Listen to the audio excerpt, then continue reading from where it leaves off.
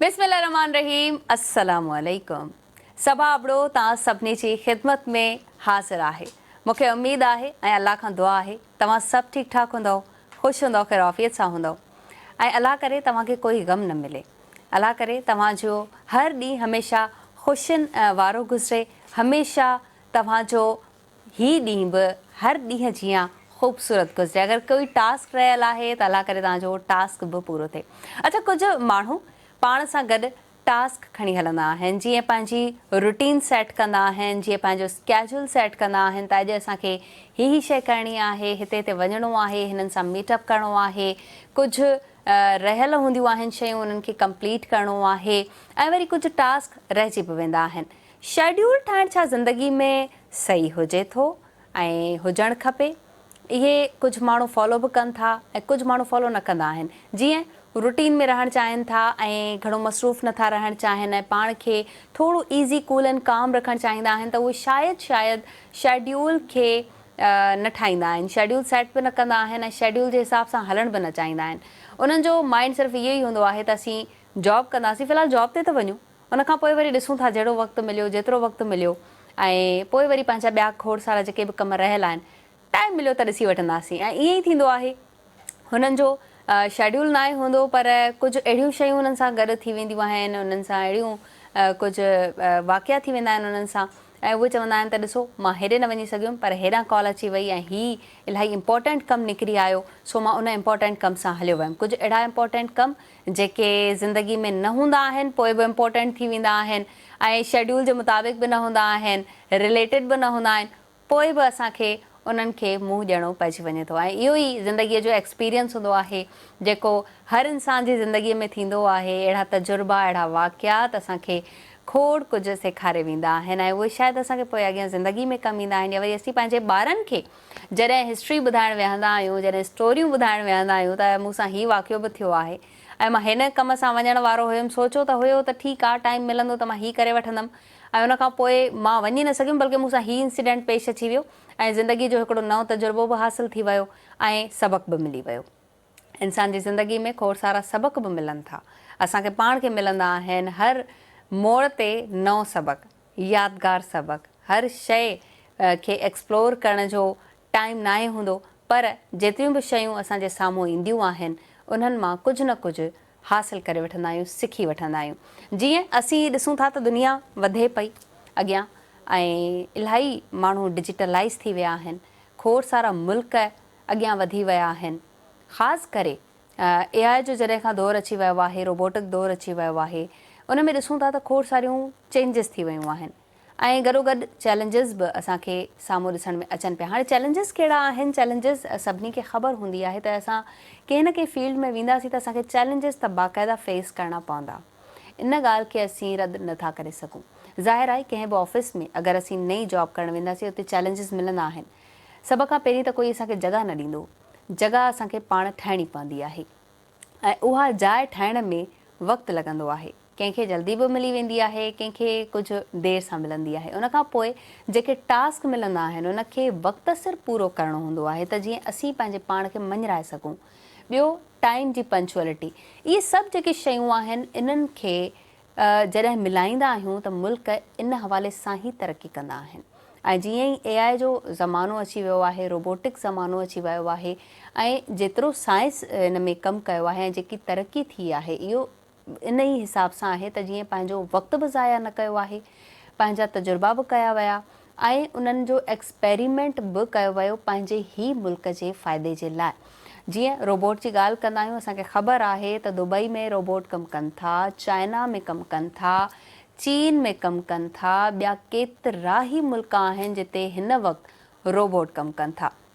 Robot छा छा करे थो?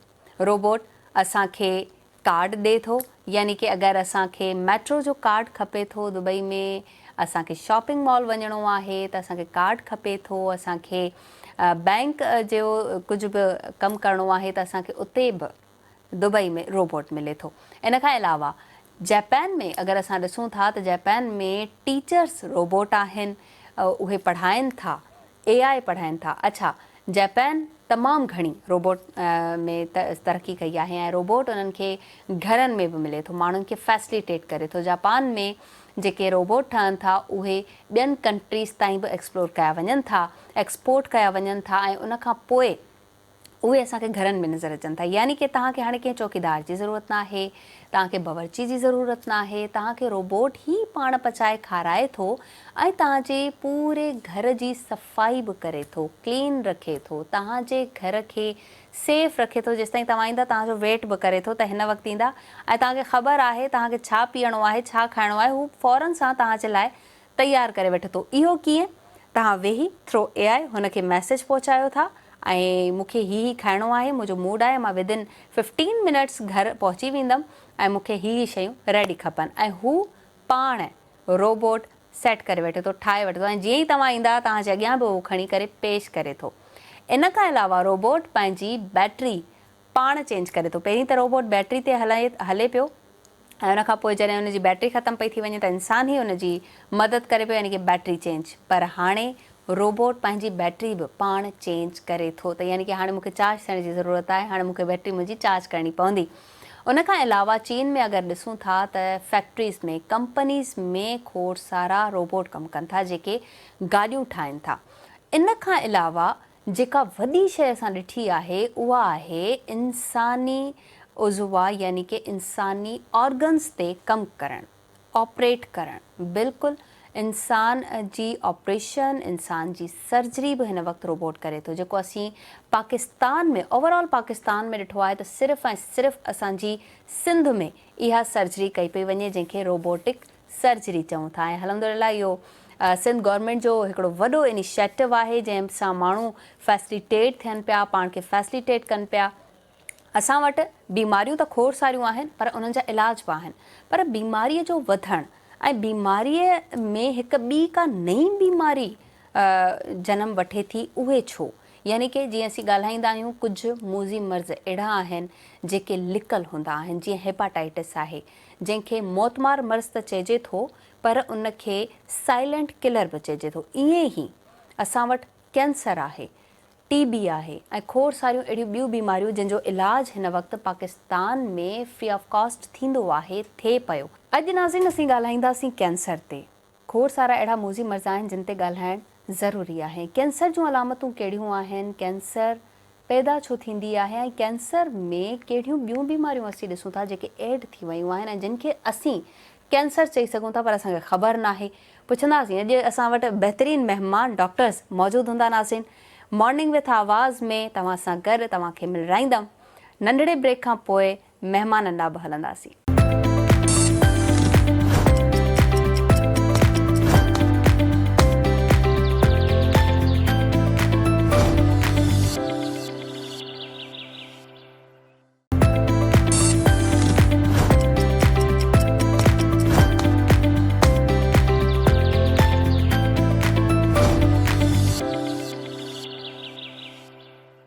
Welcome back in morning with आवाज़। ही प्रोग्राम तव्हां ॾिसी रहिया आहियो लाइव आवाज़ TV ते ऐं नाज़रीन असां सां गॾु बहितरीनु महिमान मौजूदु आहिनि जेके अॼु हिकिड़े अहिड़े टॉपिक ते ॻाल्हाईंदा, अहिड़े टॉपिक ते असांखे हिकिड़ी इलाही इंफॉर्मेशन ॾींदा जंहिंजी ज़रूरत आहे, नीड आहे अॼुकल्ह। छो त असीं न खाधे जो इस्तेमालु सही करे रहिया आहियूं, अगरि करे बि रहिया आहियूं त शायदि वक़्त खां पोइ या वरी जेको असांजो सिहतमंद मादो रहे उन हिसाब सां असीं नथा खाऊं। सुम्ही खाऊं था, लेटी खाऊं था ऐं लेटी पऊं था त उते ई सुम्ही पऊं था। उनखां पोइ जॾहिं उथूं था त असांखे बदहज़मी, पेट जूं बीमारियूं, उनखां अलावा खोड़ सारियूं ॿियूं बीमारियूं जेके असां ते अटैक करे चुकियूं आहिनि पर असांखे ख़बर न आहे, इल्मु न आहे। उनखां पोइ जॾहिं ॻाल्हि वधंदी वधंदी वधी वञे थी ऐं जॾहिं असीं GPs ॾे वञूं था ऐं उहे असांखे चवनि था त का टेस्ट कराए अचो। टेस्ट में जॾहिं असांखे ख़बर पए थी त हा असां ते का अहिड़ी बीमारी अटैक करे चुकी आहे जंहिंजो इलाजु कराइणु हाणे पॉसिबल त आहे पर शायदि उन बीमारी जो ख़तमु थियणु पॉसिबल न आहे। अहिड़ियूं केतिरियूं बीमारियूं जंहिंजो पाकिस्तान में बि इलाजु थिए पियो पर बीमारी ख़तमु न पई थिए। खोड़ सारियूं बीमारियूं असीं आवाज़ TV ते मॉर्निंग शो में उन्हनि खे ॻाल्हाईंदा आहियूं, उन्हनि ते ॻाल्हाईंदा आहियूं, उन्हनि ते खोड़ सारी इंफॉर्मेशन ॾियण जी ऐं वठण जी कोशिशि कंदा आहियूं, जंहिंमें TB बि आहे ऐं हेपाटाइटिस ते बि असीं खोड़ सारो ॻाल्हाए चुका आहियूं ऐं लास्ट टाइम असीं फेल्यूर किडनीज़ ते बि ॻाल्हायो होसीं ऐं असीं ॻाल्हाईंदा आहियूं शुगर ते बि। अॼु असांजो मौज़ू आहे कैंसर। त कैंसर ते ॻाल्हाइण लाइ बहितरीनु डॉक्टर्स असां वटि बहितरीनु शख़्सियतूं मौजूदु आहिनि, जेके consultant and assistant professor JPMC आहिनि। डॉक्टर अनीता वलेचा साहिबा, अस्सलाम वालेकुम। कीअं आहियो? ठीकु आहियो अनीता साहिबा? जी जी बिल्कुलु, तव्हां कीअं आहियो? ठीकु आहियो? अल्हम्दुलिल्लाह अल्हम्दुलिल्लाह। असां सां गॾु बहितरीनु शख़्सियत ऐं सीनियर शख़्सियत असिस्टेंट प्रोफेसर JPMC आहिनि, डॉक्टर ख़लील महर साहब, अस्सलाम वालेकुम। कीअं आहियो डॉक्टर साहब? ठीकु आहियो? तबियत सही? अल्हम्दुलिल्लाह मां बि ठीकु। कीअं पियो हले कमकार? तमामु ठीकु ठाक अल्हम्दुलिल्लाह। जेको आहे बसि मरीज़नि जी ख़िदमत हले पई। जी, मरीज़नि जी ख़िदमत हले पई ऐं इहा नज़र ईंदी आहे, ख़ासि करे असांखे JPMC में नज़र ईंदी आहे ऐं जेके असां जेकी सरकारी हॉस्पिटल्स आहिनि उते मरीज़नि जी ख़िदमत अञा वधीक नज़र अचे पई। शिकायतूं बि मिलनि पियूं हुननि ते खोड़ सारो। जाते सुठा कम हूंदा आहिनि त शिकायतूं हूंदियूं आहिनि। अच्छा, तव्हां ईअं था चओ, मतिलबु तव्हां पाण खे कवर था कयो। अच्छा, अॼु जंहिं असीं मौज़ू ते ॻाल्हाइण लाइ वेठा आहियूं, तव्हांखे दावत ॾिनी आहे, उहा आहे कैंसर। सभ खां पहिरीं त तव्हां असांखे इहो ॿुधायो त कैंसर आहे छा, कहिड़ियूं अलामतियूं आहिनि? जी, अच्छा ॾिसो न, हाणे हिकु त कैंसर हिकिड़ो ॾाढो डरावनो लफ़्ज़ आहे। आम माण्हू डिॼी वेंदो आहे त बाबा जेका कैंसर थी वई, फैमिली जेका असां साइकोलॉजिकल इफेक्ट जे अंदरि अची वेंदी आहे। त हाणे कैंसर जेको आहे बेसिकली असांजो जेको जिस्म आहे, बॉडी आहे, उहा मुख़्तलिफ़ सेलनि जी ठहियलु आहे। उन में मिलियन ट्रिलियन हिसाब सां सेल जेका असांजी बॉडी ख़ूबसूरत ठही आहे उन्हनि सां। पोइ उन्हनि में जेकॾहिं को बि डिफेक्ट अची थो वञे त उन जे अंदरि जेको आहे उहो सेल ख़राबु थो थी वञे। जॾहिं उहो सेल ख़राबु थिए थो त सेल सां जुड़ियल आहे, उहो पड़ोसी सेल खे ख़राबु करे थो, वरी ॿिए सेल खे, टे खे, चोथे खे। पोइ उहो उन में मुख़्तलिफ़ उन जूं स्टेज थियनि थियूं, उहे आख़िर में वञी करे उहा कैंसर में कन्वर्ट थी वञे थी। पोइ उहो हिकिड़े ज़ख़्म जी सूरत में, जेकॾहिं उहो स्किन ते आहे त उहो ज़ख़्म बि थी सघे थो।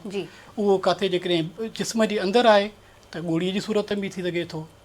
जेकॾहिं उहो उनखे पोइ असां पंहिंजी ज़बानुनि में के किथे को उनखे सूजन चवंदो आहे, को चवंदो आहे त जेको आहे ईअं ई जेको आहे आम ॻोड़ी निकिती आहे, उन ते जेको आहे क़रीबी डॉक्टरनि खे वठी वञी करे ॾेखारींदा आहिनि। पोइ उन्हनि में कुझु ॻोड़ियूं जेके हूंदियूं आहिनि उहे कैंसर जूं हूंदियूं आहिनि, जेके ख़तरनाक हूंदियूं आहिनि। कुझु जेके हूंदियूं आहिनि उहे बेनाइन हूंदियूं आहिनि, उन मीन्स उन्हनि जी का ईअं चर्बीअ जूं ॻोड़ियूं थींदियूं आहिनि बॉडीअ में। पोइ उहा पर उनजी जेका तजवीज़ जेका आहे, पर इहे न आहे त उहा मरीज़ पाण करे, उहो क़रीबी कंहिं डॉक्टर खे या कंहिं सुठी अस्पताल में वञी करे ॾेखारे सघे थो। हाणे जॾहिं इहे शयूं थियनि थियूं त उहा शइ कैंसर जी। हाणे कैंसर जेको आहे सो बॉडीअ में स्किन जी थी सघे थी, ठीकु आहे। असांजी वॾी में वॾो पार्ट जेको बॉडी जो आहे उहो स्किन आहे, उनजो थी सघे थो। उनखां पोइ जेकॾहिं असां मथे खां पेरनि ताईं शुरू कयूं त अखि जो थी सघे थो, ब्रेन जो थी सघे थो, कन जो थी सघे थो, नक जो थी सघे थो, वात जो थी सघे थो, जेको ऐं गले जो थी सघे थो। जेको सभ खां वधीक असांजे पाकिस्तान में ऐं मोस्टली इन कराची शहर जे अंदरि उहो आहे मुंहं जो कैंसर, जेको तक़रीबन अगरि जेकॾहिं मां चवां त 70% असांजे जेको माण्हू आहिनि उन्हनि खे मुंहं जो कैंसर आहे, जेको जंहिंखे सभ खां वधीक आहे स्क्वेमस सेल कार्सिनोमा। इहा हिकिड़ी कैंसर जी टाइप आहे, उहा आहे। उनखां पोइ जेको आहे सो ओरल कैविटी आहे, हे जेको असांजे जिते लिप मार्क कयो वेंदो आहे न, जेके वॉल्यूमस बॉर्डर सां कंदा आहियूं, त इन खां वठी वेंदे थ्रोट ताईं टोटल जेका आहे असां वटि इहो एपिथेलियल लाइन थींदी आहे, उहा हिकु सेल जी। उन खे जेकॾहिं का बि ख़राबी थींदी आहे त उन में इहो स्क्वेमस सेल कार्सिनोमा थींदो आहे, त उनजी उहा ख़राबी करे थींदो आहे ऐं पूरा सेम टाइप इहा ई थींदी आहे सभु खां वधीक। वरी जेकॾहिं हेठि ईंदासीं त खाधे जी नली आहे, ईसोफेगस आहे, ईसोफेगस जो कैंसर थिए थो। वरी अञा हेठि ईंदासीं त मादो आहे, मादे में वरी जेको आहे सो उनजो कैंसर थिए थो, स्टमक। वरी जेकॾहिं हेठि ईंदासीं त हितां खां हेठि ताईं सॼो कोलोन पियो आहे, आंड्रो पियो आहे। आंड्रो, उन आंड्रो तक़रीबन जेकॾहिं मां हिन में चवां त कमरे जी साइज़ बि नंढी थींदी। जेकॾहिं आंड्रे खे खोटे कटिजे त ईअं खणी वञिजे तक़रीबन मुंहिंजे 3 मीटरनि ते हलियो वेंदो, जेको हेतिरो असांजे पेट में पियो आहे बिल्कुलु। ऐं उहो हिकिड़ी अलाह सां लेयर रखी आहे, उन लेयर में ईअं फिट पियो आहे अंदरि त उहो ॿाहिरि नथो अचे, ठीकु आहे न। त इन जा बि वरी 2 थींदा आहिनि, हिकिड़ो नंढो आंड्रो थींदो आहे, हिकिड़ो वरी वॾो आंड्रो थींदो आहे। वरी उनखां पोइ हेठो जेका असां पैखाने जी जेका जॻह थिए थी, त इहा मथां खां हेठि ते जेको आहे। वरी असां हिते मथे विसारे चुकासीं त औरत आहे त ब्रेस्ट कैंसर थिए थो, ऐं जेकॾहिं मर्द आहे त लंग कैंसर हुन में कॉमन आहे। इवन अल्दो फीमेल के जे अंदरि बि जेको आहे सो लंग कैंसर तमामु घणो आहे, ईअं नथा चवंदा असां न आहे, पर मर्द जे अंदरि जेको आहे छो स्मोकिंग वग़ैरह जेको आहे सभु असांजी जेका सोसाइटी में फीमेल बि त करे थी Female बि स्मोकिंग त कनि थियूं कनि थियूं, पर smoking जेको आहे असांजी जेका सोसाइटी में मर्द डोमिनेंट आहे त उनजे करे जेको आहे उहो त वधीक स्मोकिंग जे करे थिए थो। ॿियो वरी जेको आहे ब्रेस्ट कैंसर सभ खां कॉमन आहे। त अहिड़ी तरह सां असांजे जेको आहे सो जेको पाकिस्तान आहे जीअं रेस्ट ऑफ द वर्ल्ड आहे, ईअं असां वटि तक़रीबन 10 खां 15 टाइप जेके कैंसर जूं कॉमन आहिनि। जीअं मुंहं जो कैंसर असांजे मुल्क में कॉमन थी वियो, ब्रेस्ट जो कैंसर जीअं ॿाहिरि मुल्कनि में कॉमन आहे हिते कॉमन आहे, लंग कैंसर जीअं ॿिए हंधि कॉमन आहे हिते कॉमन आहे। अहिड़ी तरह सां असांजी जेको आहे सो अॼुकल्ह हे खाधा खुराकनि जे करे स्टमक कैंसर, ईसोफेजियल कैंसर ऐं कोलोन कैंसर कॉमन रिपोर्ट थी रहियो आहे अॼुकल्ह, ठीकु आहे। ऐं ॿियो वरी मर्दनि में प्रोस्टेट कैंसर सभ खां वधीक थिए थो, ऐं फीमेल में ओवरी कैंसर थिए थो, यूट्राइन कैंसर थिए थो, सर्वाइकल कैंसर थिए थो। त इहे जेको सभ खां वधीक जेके 8, 10, 15 जेके मां तव्हांखे टाइप ॿुधायूं इहे सभु आहिनि। हाणे इन्हनि खां जेकॾहिं तव्हां मूंखां पुछंदो त इन्हनि जा काज़िस छा आहिनि, इहे काज़िस मुख़्तलिफ़ आहिनि। मुख़्तलिफ़ कीअं काज़ आहिनि, जीअं जेकॾहिं मुंहं जो कैंसर आहे त असांजे मुल्क में पान, गुटको, तंबाकू, बीटल नट्स जेको आहे सो बैड हैबिट्स, या इवन जेके असांजा डेंटल जेके क्विक्स वेठा आहिनि उहे जेकॾहिं प्रॉपर ॾंदु नथा कढी सघनि या ॾंदु कढनि बि था त उन खां पोइ प्रॉपर एंटीबायोटिक नथी मिले त उहो ख़राबु थी करे उन खां पोइ इहो थिए थो त इन खां इन्फेक्शन रही रही करे उहो कैंसर जी शिकिल इख्तियार करे थो। छो जो इहे शयूं असां नथा चऊं, इहे असांखे अची मरीज़ ॿुधाईंदा आहिनि। त असांखे हीअ माना आहे कुझु जेके वेस्टर्न कंट्रीज़ जे अंदरि जेकॾहिं मां चवां अमेरिका ऐं यूरोप जी ॻाल्हि कयां त यूरोप में इहो न उते पान खाईंदा न उते गुटको खाईंदा, इन जे करे उते जेकॾहिं कोई चवे न त कैंसर मुंहं जो केतिरा परसेंट आहे, मां चवंदुमि त 5% बि न आहे। पर हिते असां वटि जेको आहे की जेको कैंसर आहे इहो 70% आहे मुंहं जो कैंसर।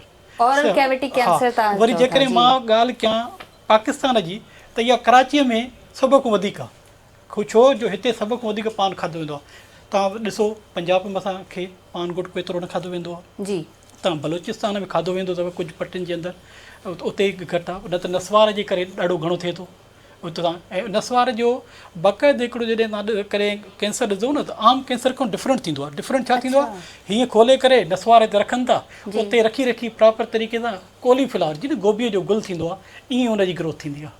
हा बिल्कुलु एतिरो ख़तरनाक, बिल्कुलु एतिरो ख़तरनाक ऐं तव्हां उन ॾिसंदो न कॾहिं कॾहिं त असां हुनखे ॾिसी करे यकीन कंदो चहिरो ई परे करे छॾंदा आहियूं त इहो आख़िर जेको आहे थिए छा थो।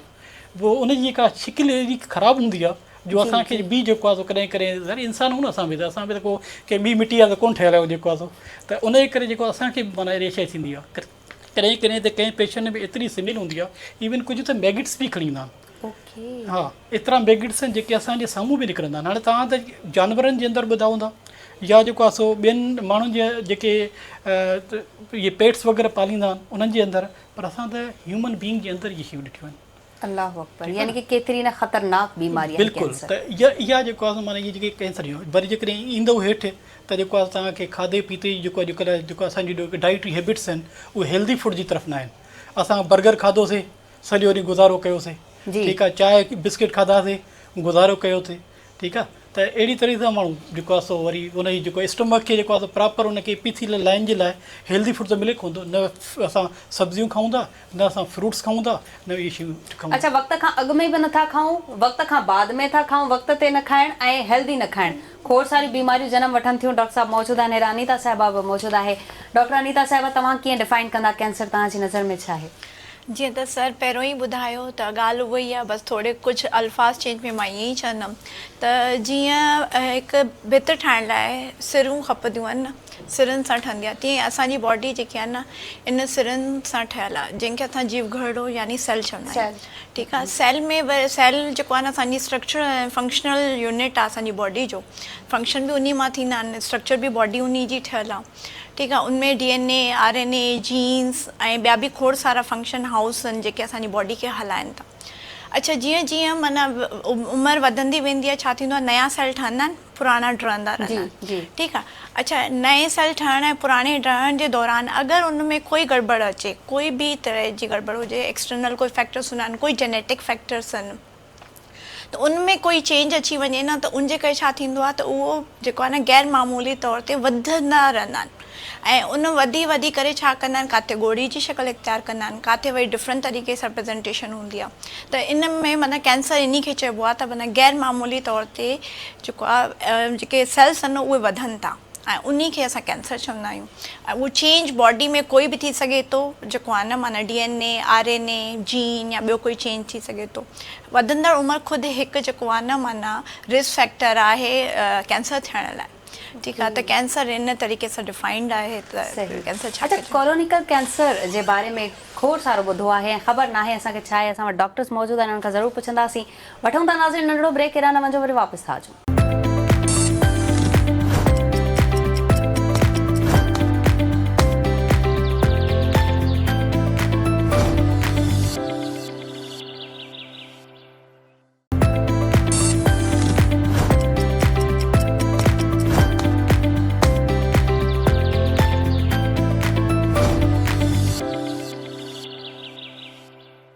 अगेन वेलकम बैक नाज़रीन, welcome back in morning with आवाज़। ऐं हीउ प्रोग्राम तव्हां ॾिसी रहिया आहियो आवाज़ TV ते लाइव। असां सां महिमान मौजूदु आहिनि डॉक्टर साहब ऐं अनीता साहिबा सां ॻाल्हि ॿोल हले पई कैंसर जे हवाले सां। कैंसर पर colonical cancer, what is colonical cancer actually? अच्छा, हाणे त पहिरीं ॻाल्हि त इहा त पाण सभिनी खे ख़बर आहे त जेको आहे न मार्च महीनो जेको आहे उहो कोलोरेक्टल कैंसर अवेयरनेस मंथ आहे। ठीकु आहे, इहो आगाही जो महीनो आहे। अच्छा, जीअं ई असां खाधो खाईंदा आहियूं न, पहिरियों मुंहुं में वेंदो आहे, मुंहुं खां पोइ असांजो जेको आहे न हिकु पाइप हूंदो आहे खाधे जो पाइप, जंहिंखे असां ईसोफेगस चवंदा आहियूं। उनखां पोइ उहो मैदे खां क्रॉस कंदो आहे, जंहिंखे असां स्टमक चवंदा आहियूं। उनखां पोइ वरी स्मॉल इंटेस्टाइन यानी नंढे आंड्रे खां क्रॉस थींदो आहे। उनखां पोइ वरी लार्ज इंटेस्टाइन यानी वॾे आंड्रे मां क्रॉस थींदो आहे। वॾे आंड्रे जा वरी हिसा हूंदा आहिनि, जंहिंमें जेको आहे न सीकम आहे, वरी असेंडिंग कोलॉन आहे, वरी हेपेटिक फ्लैक्चर आहे, उनखां पोइ वरी डिसेंडिंग कोलॉन आहे, सिग्मोइड कोलॉन आहे। ऐं उनखां पोइ जेको एंड हूंदो आहे न, उनमें रेक्टम जेको कोलन जो आख़िरी पार्ट हूंदो आहे न, उहो रेक्टम हूंदो आहे। उहो चवंदो आहे कि बैक तरीक़े सां हूंदो आहे। जेको असांजो खाधो ड्यूरिंग क्रॉस थियो न, उनमें सॼो छा थींदो आहे, जेको ज़रूरत जी शयूं हूंदियूं आहिनि न उहे जज़ब थींदियूं रहंदियूं आहिनि, एंज़ाइम्स ईंदा आहिनि, एक्ट कंदा आहिनि ऐं पंहिंजो जज़ब कंदा रहंदा आहिनि। जेको आख़िरी में वञी करे वेस्ट प्रोडक्ट जेको बचंदो आहे न, उहो वञी करे उन रेक्टम जेको बैग आहे उनमें वञी जमा थींदो रहंदो आहे। ठीकु आहे, उनखां पोइ हेठि एनर कैनाल हूंदो आहे नंढो सो, उते हिकु स्फिंक्टर हूंदो आहे। स्फिंक्टर छा हूंदो आहे, जीअं दरवाज़ो। ठीकु आहे, उनजो कंट्रोल असांजे हथ में हूंदो आहे। त माना जॾहिं बि उहो बैग भरिजी वेंदो आहे, असांखे हिकु फीलिंग ईंदी आहे, अर्ज ईंदी आहे त वञी करे स्टूल पास करे अचो। त उहो वरी वञी करे पास करे ईंदो, दरवाज़ो खोले करे स्फिंक्टर सां ऐं पास करे ईंदो। त इन जेको वॾो आंड्रो आहे ऐं मिलाए करे रेक्टम, इन खे कोलन ऐं रेक्टम कोलोरेक्टल कैंसर चवंदा आहियूं। अगरि इन सॼे पाइप जे दौरान काथे बि कोई जेको आहे न माना कोई कैंसर डेवलप थो थिए त इन खे कोलोरेक्टल कैंसर चवंदा आहियूं। इहो ख़तरनाक केतिरो आहे अनीता साहिबा? अच्छा, इहो ख़तरनाक इन सेंस में आहे त जेको आहे असांजे पाकिस्तान में इहो जेको आहे 2 खां 3 नंबर ते इन जो इंसिडेंस आहे। ऐं जेको आहे सभिनी खां वधीक, अच्छा मेनली हीअं आहे त असांजे छा आहे त स्क्रीनिंग न आहे एतिरी। यूजुअली असांजे पेशेंट प्रेज़ेंट जेके कंदा आहिनि उहे ॾाढी एडवांस स्टेजिस में प्रेज़ेंट कंदा आहिनि। ठीकु आहे, त इन जो इंसिडेंस जेको एक्चुअल इंसिडेंस रिपोर्ट हिकु त असां वटि नेशनल कैंसर रजिस्ट्री आहे ई कोन। ठीकु आहे, अगरि थोरी घणी जेकी आहे बि त उन में बि जेको आहे न 2 खां 3 नंबर ते, जीअं मां तव्हांखे ॿुधायो त असांजे माना प्रेज़ेंटेशन इंसिडेंस आहे माना नंबर ऑफ कैंसर्स में जेके आहे। त अगरि जेको आहे न स्क्रीनिंग टाइम सां थिए, एक्चुअल जेको इंसिडेंस आहे न उहो पोइ ई ख़बर पए त एक्चुअली में त जेको आहे न असांजे बाक़ी 5 to 7% चवंदा आहिनि त आहे टोटल माना नंबर ऑफ कैंसर्स जेके थींदा आहिनि, मां 5 to 7% जेके आहिनि उहे माना कोलोरेक्टल कैंसर्स थींदा आहिनि। सही, ऐं इन जो इलाज बीमारी जो आहे असां वटि मौजूदु आहे। ज़रूरु असीं इन ते ॻाल्हाईंदासीं। डॉक्टर खलील साहब, कैंसर जा मरीज़ खोड़ सारा तव्हां वटि अचनि पिया, तव्हां ॾिसो पिया इलाज बि थिए पियो, फ्री ऑफ कॉस्ट आहे इलाज? बिल्कुलु आहे। ईअं ॾिसो, हाणे मसइलो इहो आहे त हर हिकु इंस्टीट्यूशन जा वसाइल्स हूंदा आहिनि न, जी, जेके ज़रूरी न आहे त जेकॾहिं दुनिया में जेको कैंसर जो इलाजु आहे उहो त अॼुकल्ह वञी करे जीन ते ऐं ट्रांसप्लांट ते ऐं कार टी सेल्स वग़ैरह जेके आहिनि उन्हनि ते वञी पतो आहे जी। पर इहे वसाइल्स जेके आहिनि ज़रूरी न आहिनि त जेको आहे सो फुलफिल करे सघे हर जेको आहे सो हॉस्पिटल। पोइ उनजे लाइ इहो आहे त जेके बेसिक जेका असां फस्ट लाइन ट्रीटमेंट आहे जेका उहा गवर्नमेंट सेक्टर्स में मौजूदु आहे। बाक़ी जेकॾहिं उन्हनि खे सेकेंड लाइन या थर्ड लाइन ट्रीटमेंट मिले थी, जंहिंमें मालिक्यूल्स आहिनि। मालिक्यूल जो मतिलबु आहे जेका टारगेट थेरेपी आहे जी उहा पेशेंट खे पंहिंजे पॉकेट्स मां या पाकिस्तान बैतुल माल आहे या जेको आहे सो कुझु NGOs आहिनि जेको तव्हांखे ख़बर आहे पाकिस्तान ऐं कराची हिकिड़ो NGO जो हब आहे जी। त उन्हनि मां उन्हनि खे जेको आहे सो मिले थी ऐं उन्हनि मां जेको आहे सो उहा ट्रीटमेंट थिए थी। बाक़ी त जेका फर्स्ट लाइन ट्रीटमेंट आहे जेका जंहिंखे चओसि जेको आहे सो इनिशियल ट्रीटमेंट, उन में इनिशियल ट्रीटमेंट में कैंसर में को हिकिड़ी ट्रीटमेंट न हूंदी आहे, सर्जरी, जी ठीकु आहे। उन खां बाद में रेडियोथेरेपी ऐं प्लस फर्स्ट लाइन कीमोथेरेपी इहा मौजूदु आहे जेका total free cost government hospital में थिए थी। सही। अच्छा, JPMC में खोड़ सारा मरीज़ असीं ॾिसूं था, या सिविल हॉस्पिटल आहे या असां वटि NIC VD आहे, पेशेंट वधी विया आहिनि, बीमारियूं वधी वियूं आहिनि। अनीता साहिबा छा चवंदियूं तव्हां? एक्चुअली ॿ शयूं आहिनि। हिकु त इहो त असां हाणे जेकी इहे तव्हांजो जीअं हिकु प्लेटफॉर्म आहे, असांखे घुरायो अथव, आगाही वधण सां छा थो थिए त माण्हुनि खे हाणे ख़बर पए थी त घर में बसि वेहणो न आहे, वञी करे डॉक्टर खे ॾेखारिणो आहे। इहो हिकु तव्हां सुठो हिकु कॉज़ था कयो, असांखे घुराए करे हिकु आम माण्हुनि ताईं हिकु नॉलेज पहुचायो था त भई अगरि उनखे इहे सिम्टम थियनि त घर न आहे वेहणो, फौरन डॉक्टर खे वञी ॾेखारिणो था। सभिनी खां वधीक इहो आहे त जेको आहे न माना आगाही थियण खां पोइ मरीज़ ऑफकोर्स डॉक्टर खे ॾेखारण थो वञे। सेकेंड ऑफकोर्स जेको आहे न असांजो जेको आहे न हेल्थ स्ट्रक्चर, जेको हेल्थ जेको आहे न एक्सेस एतिरी आहे न। अगरि तव्हां इंटीरियर में वञो न त एतिरा कोई कैंसर, अगरि मां कैंसर जी सिर्फ़ु ॻाल्हि कयां त एतिरा कैंसर हॉस्पिटल्स न आहिनि। पाकिस्तान एटॉमिक एनर्जी सेंटर्स जेके आहिनि उन्हनि जा 2-3 सेंटर्स आहिनि, जीअं लाड़काणे में, गंबट में ऐं जेको आहे नवाबशाह में, हैदराबाद में, माना इन्हनि इहे सेंटर्स आहिनि। बाक़ी इवन सखर केॾो वॾो डिस्ट्रिक्ट आहे, उनजे बावजूद बि उते कोई कैंसर हॉस्पिटल न आहे। त ऑफकोर्स हिकु कैंसर हॉस्पिटल एॾे वॾे रीजन खे कीअं कवर करे सघे थो, त माना ज़रूरत आहे गवर्नमेंट जी तरफ़ां त खोड़ माना जेको आहे न कैंसर हॉस्पिटल्स खे वधाइनि, ताकी अञा पेशेंट लाइ अप्रोचेबल, जेतिरो नियर बाय हूंदो ओतिरो जल्दी पहुचंदो, डिले डायग्नोसिस खां बचंदो, ऐं जल्दी डायग्नोसिस तशख़ीस थींदी त ओतिरी जल्दी ट्रीटमेंट शुरू थींदसि। पेशेंट पुॼण ताईं हेसि ताईं कराची पहुचण ताईं उन लाइ वॾा मसाइल खां क्रॉस करिणो पवंदो आहे पेशेंट, इन करे डिले डायग्नोसिस ऐं बिल्कुलु एडवांस स्टेज में पेशेंट प्रेज़ेंट कंदा हूंदा आहिनि। बिल्कुलु। ऐं इहा ई शायदि असां वटि तव्हां नॉलेज जी ॻाल्हि कई त असां खोड़ सारी नॉलेज ॾींदा बि आहियूं ऐं डॉक्टर्स खे घुराईंदा आहियूं। ऐं ब्रेस्ट कैंसर ख़ासि करे औरतुनि जी जेकी बीमारी वधी वई आहे उन ते बि खोड़ सारी नॉलेज जी ज़रूरत हिन वक़्तु बि आहे। ऐं पाण तशख़ीस कयूं, असीं पाण खे पाण चेक करे सघूं थियूं, जेको असीं नथा कयूं असीं घबराईंदा आहियूं, ख़ासि करे औरत घबराईंदी आहे। न इन जो रीज़न आहे न, ॾिसो हाणे पहिरीं ॻाल्हि त सभिनी खां पहिरियों त आगाही, ठीकु आहे। आगाही असां शुरू कई आहे, असांजी गवर्नमेंट इहो सुठो कयो आहे त लाइक जेको आहे न हाणे 2-3 सालनि खां इहो आहे त भई जॾहिं त ब्रेस्ट कैंसर अवेयरनेस मंथ जेको अक्टूबर सेलिब्रेट थींदो आहे, उनमें जेको आहे जंहिं महिल तव्हां फ़ोन मिलायो त तव्हांखे आगाही ईंदी हूंदी आहे। इहो हिकु सुठो हिकु तरीक़ेकार आहे आगाही ॾियण जो न। पर हाणे हीअं आहे न त असां डिॼंदा छो आहियूं, एक्चुअली ॾिसो अगरि तव्हां ब्रेस्ट एग्ज़ामिनेशन कयो, तव्हांखे एबनॉर्मल फाइंडिंग अची वई, हाणे छा, नेक्स्ट छा, कीअं पुॼंदासीं डॉक्टर ॾे, छा थींदो, फर्दर प्रोसेस छा आहे। त इहा जेको आहे न माना फैसिलिटी न आहे न, फैसिलिटी न आहे त उनखां पोइ वरी फाइनेंशियल टॉक्सिसिटी, त भई जेको आहे न सिर्फ़ु पेशेंट न निकिरंदो, पेशेंट सां गॾु जेको आहे न माना उनजी फैमिली निकिरंदी गॾु, कोई न कोई गॾु फैमिली निकिरंदो, उहो बि पंहिंजा जॉब छॾे करे। छो त कैंसर जो ट्रीटमेंट कोई जेको आहे न महीना 2 महीने जो न आहे, ॾाढो लॉन्ग ट्रीटमेंट हूंदो आहे। डिपेंड करे थो अगेन, अगरि शुरूआती स्टेज में ईंदो त अञा आसान ट्रीटमेंट हूंदो आहे, जेतिरो एडवांस स्टेज में ईंदो आहे ओतिरो लॉन्ग ट्रीटमेंट हूंदो आहे, ओतिरो ई वधीक महांगो ट्रीटमेंट थींदो आहे, ऐं ओतिरी ज़्यादा पेशेंट ऐं उनजी फैमिली फाइनेंशियल टॉक्सिसिटी सां क्रॉस थींदा हूंदा आहिनि। त इहो ॾाढो इंपॉर्टेंट आहे। घबराईंदा इन करे आहिनि त अगरि मिली वियो त पोइ अॻिते कीअं कंदासीं, ऐं उन चक्कर में जेको न शुतुरमुर्ग हूंदो आहे त पंहिंजे पाण खे छुपाईंदो आहे त कोई मूंखे नथो ॾिसे, त हे इन तरीक़े सां एडवांस स्टेज ते खणी वञनि था पेशेंट। सही, बिल्कुलु सही। ऐं कैंसर जॾहिं नालो ई असीं वठण खां डॉक्टर खलील साहब डिॼंदा आहियूं, ऐं इन जो वरी प्रोसेस एतिरो ड्रिघो थी वञे थो, दवाऊं एतिरियूं महांगियूं आहिनि, ऐं इलाज फ्री ऑफ कॉस्ट। तव्हां ॿुधायो त पाकिस्तान में कीमोथेरेपी कीअं थिए पई, छा कीमोथेरेपी जो जेको प्रोसेस आहे उहो सही आहे, बिल्कुलु मरीज़नि खे मिले पियो? बिल्कुलु। देखो मां तव्हांखे पहिरियां जीअं अर्ज़ु कयो त जेको आहे जेको कीमोथेरेपी आहे उहा जेका फर्स्ट लाइन जेका कीमोथेरेपी आहे उहा अवेलेबल आहे। पर ॾिसो कीमोथेरेपी अॼुकल्ह सिर्फ़ु इलाजु न आहे। तव्हां ॻाल्हाए पिया डॉक्टर अनीता सां त जेको आहे ब्रेस्ट कैंसर जे हवाले सां, हाणे सभ खां वधीक मां हिकु चवंदो आहियां, हिकु माउ, हिकु भेण, ठीकु आहे, हिकु न्याणी जेको आहे सो ख़ानदान खे हलाइण लाइ औरत जो सभ खां वधीक किरदारु आहे, ठीकु आहे।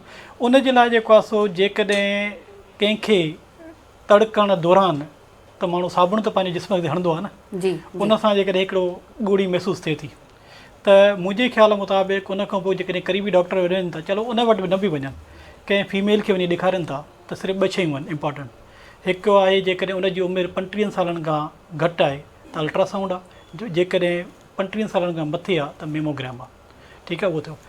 हाणे इन में ख़बर पवंदी आहे त छा थियो। उन खां पोइ सभ खां वधीक इम्पॉर्टेंट आहे हिकिड़ी नीडल बायोप्सी जेका थींदी आहे। सही। उन बायोप्सीअ में ख़बर पवंदी आहे त 15 टाइप थींदियूं आहिनि ब्रेस्ट कैंसर जे अंदरि जेको आहे। ठीकु। हाणे उन्हनि में ख़बर पई त कहिड़ी टाइप अची वई। ब्रेस्ट कैंसर जे अंदर 15 टाइप्स आहिनि। हा हा बिल्कुलु, कैंसर जूं। ठीकु आहे, जीअं मां तव्हांखे पहिरियां ॿुधायो न त हाणे उन में ख़बर पई त असांखे कहिड़ी आहे। हाणे जीअं तव्हां पहिरियां सुवाल कयो त कोलोन जे अंदरि, कोलोरेक्टल जे अंदरि कैंसर जेका ख़तरनाक कहिड़ी आहे, उहो मां तव्हांखे ॿुधाईंदुमि कहिड़ी। जी जी जी। ठीकु आहे, त इन में छा थियो, तशवीस थी वई त बाबा हिनखे जेका असां हीअ टाइप ब्रेस्ट जी अची वई। उन खां पोइ असां हिन में 3 रिपोर्टां कराईंदियूं वधीक, जीअं ER आहे, PR ऐं HER2 आहे। हीअ जेका हार्मोन ॾिसंदा आहियूं त इन जे अंदरि पॉज़िटिव ऐं नेगेटिव आहिनि। सही।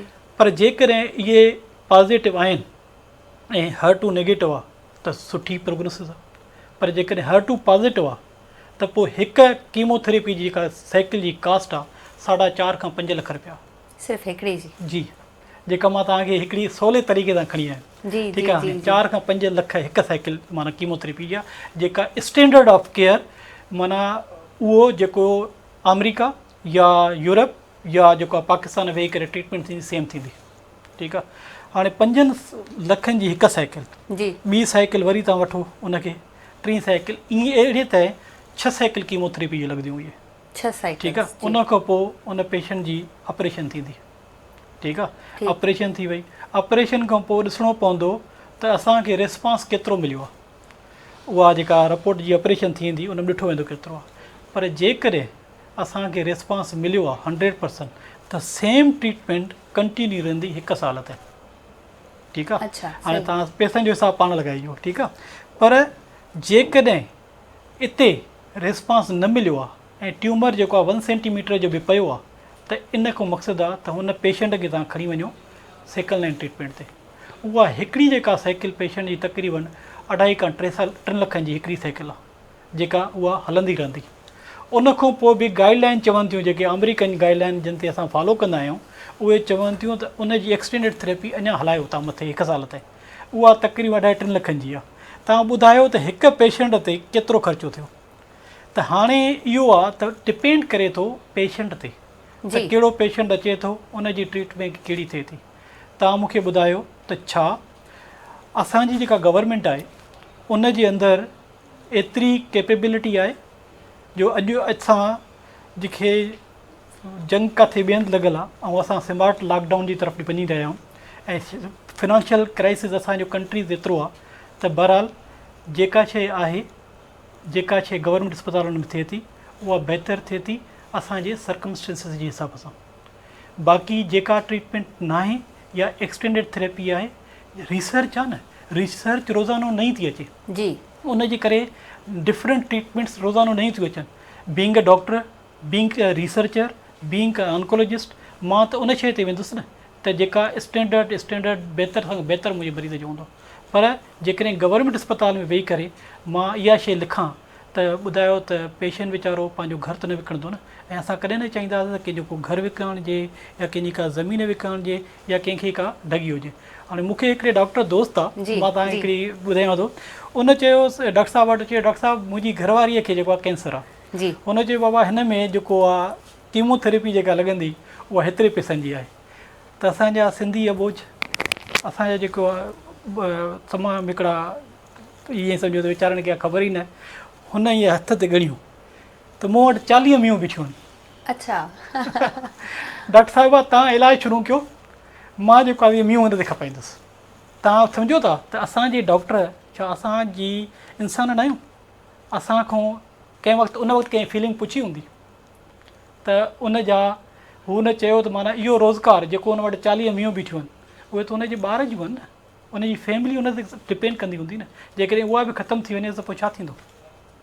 ऐं इहो इलाजु पाकिस्तान में सिंध में फ्री थी रहियो आहे ऐं उन सां बि अञा मरीज़ ख़ुशि न आहिनि त पोइ छा कजे। वठूं था नाज़रीन नंढिड़ो ब्रेक, केॾा न वञो, वरी वापसि था अचो।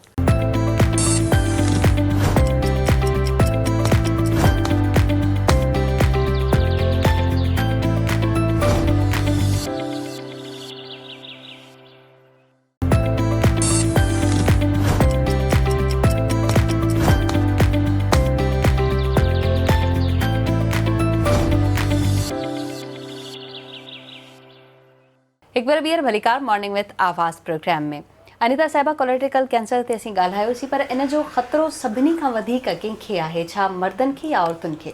ॾिसो इन जो ख़तरो ॿिन्ही खे आहे औरतुनि खे मर्दनि खे ख़ासि करे जेके रिस्क फैक्टर्स हूंदा आहिनि उनमें चवंदा आहिनि त एज 50 खां पहिरियों जेको आहे वेस्टर्न गाइडलाइन इहे चवंदी हुई त 50 खां पोइ कोलोनोस्कोपी करायो पर हाणे जॾहिं उते हुननि ॾिठो त अफ्रीकन जेके हुया उन्हनि में 45 खां पहिरियों 45 करे छॾियो त हाणे न्यू जेके रिकमेंडेड एज आहे न उहो 45 खां पोइ जेको आहे न कोलोनोस्कोपी करण लाइ त माना 45 खां पोइ लेकिन ईअं असांजी पॉपुलेशन में न आहे असांजी पॉपुलेशन में जेकी आहे हालांकि असांजी एतिरी रिसर्च न पई थिए हिते असां फॉलो वेस्टर्न खे ई कयूं था पर असां जेकी पंहिंजी प्रैक्टिस में ॾिठो आहे असांजे जेको माना अचनि था ख़ासि करके रेक्टल कैंसर उहो 17, 18, 20 साल जी उमिरि में बि असां पेशेंट्स ॾिठा आहिनि त उन्हनि खे रेक्टल ऐं ॾाढो बुरे क़िस्म वारो माना हिकिड़ी माना टाइप ऑफ जीअं सर ॻाल्हायो त ब्रेस्ट कैंसर जा तीअं कोलोरेक्टल जा बि इलाही टाइप्स हूंदा आहिनि कैंसर त उनमें बि जेके बुरे सिग्नेट रिंग टाइप कैंसर्स हूंदा आहिनि उहे ॾाढा बुरा वारा हूंदा आहिनि उहे वारे कैंसर्स असां वटि प्रेज़ेंट कंदा आहिनि ऐं उहे एॾी एडवांस स्टेज में ईंदा हूंदा आहिनि त इन करे जेको आहे न माना अगरि छा स्क्रीनिंग जी माना रिस्क फैक्टर्स जी ॻाल्हि कयूं त माना उमिरि 50 खां जेको वेस्टर्न चए थी असां वटि त जेको आहे न माना ख़ैर उन खां पहिरियों बि अचे थो उन खां पोइ अगरि कंहिंखे जेनेटिक माना आहे यानी उनजे ख़ानदान में कंहिंखे पहिरियों कोई कोलन रेक्टल कैंसर आहे या वरी उनजे ख़ानदान में कोई जेनेटिक सिंड्रोम आहिनि जंहिंमें फैमिलियल एडिनोमेटोसिस पॉलिपोसिस आहे लिंच सिंड्रोम आहे अहिड़ा ॿिया बि सिंड्रोम्स आहिनि अगरि कंहिं ख़ानदान में ऑलरेडी नोन आहिनि त उन्हनि में असां माना चवंदा उन्हनि में रिस्क ज़्यादा आहे कैंसर जो उनखां पोइ वरी उहे पेशेंट जेके माना अॼुकल्ह जेको असां जंक फूड इस्तेमालु था कयूं ठीकु आहे न उन सां छा थो थिए असां फाइबर घटि था वठूं मोर जंक फूड यूज़ था कयूं प्रोसेस्ड मीट ऐं ज़्यादा रेड मीट जो इस्तेमालु ज़्यादा रेड मीट ज़्यादा ईअं न त रेड मीट सफ़ा न आहे खाइणो माना ज़्यादा इस्तेमालु करण सां ऐं ज़्यादा प्रोसेस फूड इस्तेमालु करण सां जंक फूड सां उनजे अलावा तंबाकू नोशी जेकी आहे न माना सिगरेट हुजे उनजे अलावा जेको आहे माना अल्कोहल मोटापो ख़ुदि हिकिड़ो रिस्क फैक्टर आहे कंहिं बि क़िस्म जो बॉडी जे कैंसर जो ठीकु आहे त कोलन कैंसर में बि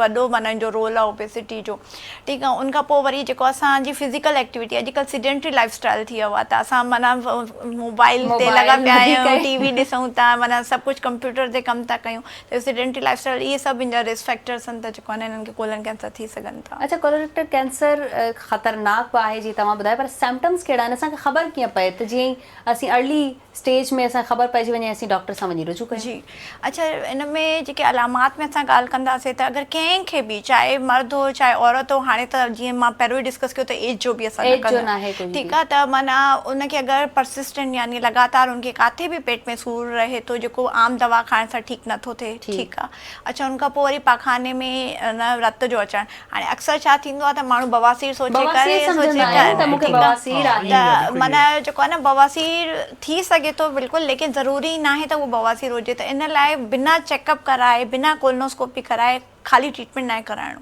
ठीकु आहे त इहो बि ज़रूरी आहे त माना रत अचे अगरि पखाने में अचे थो अगरि माना अनइंटेंशनल वेट लॉस थिए थो यानी माना पाण नथो चाहे त वज़न किरे पर कोई एॾी उहो नथो करे त भई कोई बि अहिड़ी शइ नथो करे ऐं वेट लॉस थिएसि थो ठीकु आहे उनजे अलावा जेके आहे न बॉवल हैबिट्स चेंज थियण यानी तब्दीली ईअं त भई कॾहिं मोशन रहे थी कॾहिं कब्ज़ रहे थो ठीकु आहे उनखां पोइ वरी रत जी कमी हीमोग्लोबिन घटि थो थी वञे बिना वजह थकावट थिए थी कमज़ोरी थिए थी ऐं हीमोग्लोबिन घटि थिए थो त इहे सभु अलामात आहिनि जेको आहे न माना कोलोरेक्टल कैंसर जो। त यानी कि कैंसर जी अलामतियूं इहे तव्हां जीअं ॿुधायूं त वाकई में इहे त असांखे हर टे या चौथे माण्हू में त नज़र अचनि थियूं थकावट थी वञणु मोटापे जे करे सुस्ती हुजणु या वरी खाइण पीअण में त उहो असां आहियूं ई अलाए छा थी विया आहियूं डॉक्टर साहिब ईअं बि न आहे जेको आहे सो ईअं बि न आहे त जेको आहे ॾिसो न कुझु पेशेंट्स ईअं हूंदा आहिनि जेके स्ट्रेस में रहंदा आहिनि जी जे उहो फैमिली स्ट्रेस हुजे दफ़्तर जो स्ट्रेस हुजे या माहौल जो असांखे स्ट्रेस हुजे या जेको आहे कराची ट्रैफिक जो स्ट्रेस हुजे ठीकु आहे न त उनजे करे बि करे कंहिंखे जेको आहे सो थोरो प्रॉब्लम थींदो आहे त उनखे IBS चवंदा आहिनि इन हुन में त उनजे लाइ बि जेको आहे सो जेको जीअं डॉक्टर अनीता चयो त जेको आहे कोलोनोस्कोपी जेका आहे उहा मैंडेटरी आहे ऐं बिल्कुलु मैंडेटरी आहे जेको आहे सो मां ॿुधायांव त जॾहिं मुंहिंजी एज जेका आहे 45 थी त मूंखे जेको आहे सो एब्डोमिनल पेन रहियो त मां हिकिड़ी दोस्त आहे गैस्ट्रोएंटरोलॉजिस्ट आहे उनखे मां चयुमि त मूंखे जेको आहे सो अपर ऐं लोअर इंडोस्कोपी ॿई कराइणियूं आहिनि जी त हुन मूंखे चयो चई तूं कैंसर में कमु करे जेको आहे सो तूं शायदि जेको आहे न साइको थी वियो आहे। मां चयो यार इहे न आहे जेको आहे सो तव्हां हलो। मां जॾहिं होॾे वियुमि ऐं उते जेको आहे सो कोलोनोस्कोपी कराई त अब जॾहिं अपर कयईं त ॾिठईं त कुझु कोन्हे को। जॾहिं लोअर कयईं त उते मूंखे जेको आहे सो पोलेप ॾिठईं। जॾहिं पोलेप ॾिठईं त जेको आहे सो मूंखे जेका सा हाणे मुंहिंजो नंढड़ो पुटु आहे जेको आहे उनखे ॻाल्हि सम्झ न पई अचे।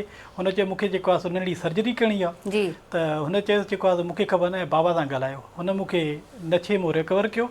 मूंखे चई डॉक्टर खलील हे मसइलो आहे। मां चयो हा जेको तूं अथे तूं करे छॾ, जेको आहे भई पेमेंट आहे। मां तूं ठीकु आहे पेमेंट वठिजो, ठीकु आहे। त उन मूंखे जॾहिं कयो त करण खां पोइ मूंखे हुन ॿुधायो त बाक़ी तव्हांजे जेको आहे मूंखे 2 खां 3 पोलेप हुया। ऐं ज़ाहिरी ॻाल्हि हिकु पोलेप जेको आहे सो इहो आहे त इन में इहा ख़बर तव्हां सिर्फ़ु आम माण्हूअ खे मां इहा अवेयरनेस ॼाण थो त आम माण्हू इन खे डिनाए थो करे त शायदि डॉक्टर हिते वेही करे कचारे करे पाण में ऐं उथी हलिया विया ऐं इहा शइ मैंडेटरी न आहे।